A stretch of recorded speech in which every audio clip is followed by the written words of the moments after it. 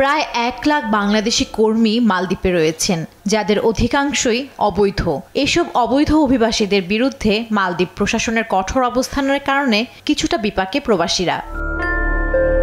বৃহস্পতিবার সকালে রাজধানীর বাংলাদেশ ইনস্টিটিউট অব স্ট্র্যাটেজিক স্টাডিজে বাংলাদেশ মালদ্বীপ দ্বিপাক্ষিক সম্পর্ক জোরদারে আয়োজিত আলোচনা সভায় মালদ্বীপের হাই কমিশনার শিওনিন রাশিদা জানান, অবৈধ প্রবাসীদের বায়োমেট্রিক তালিকাভুক্ত করার শেষ সময় 30 April. The Maldivian government is committed to protecting their rights. মালদ্বীপ সরকার প্রবাসী শ্রমিকদের অধিকার রক্ষায় প্রতিশ্রুতিবদ্ধ, যার লক্ষ্যে বায়োমেট্রিক রেজিস্ট্রেশনের মাধ্যমে প্রবাসী কর্মীদের ডকুমেন্টস নথিভুক্ত করা হবে 30 এপ্রিলের মধ্যে। আমরা বিশ্বাস করি যা বর্তমান চ্যালেঞ্জ মোকাবেলায় এবং শ্রমিকদের প্রতি ন্যায্য আচরণ নিশ্চিতে কাজ করবে। And ensure the fair treatment of workers. Bangladesh থেকে সরাসরি ট্রান্সশিপমেন্ট নিয়ে কাজ করার কথা জানিয়ে তিনি বলেন, এক্ষেত্রে ব্যবসায়ীদের আগ্রহকে প্রাধান্য দেওয়া হবে। We don't have direct shipping linkages.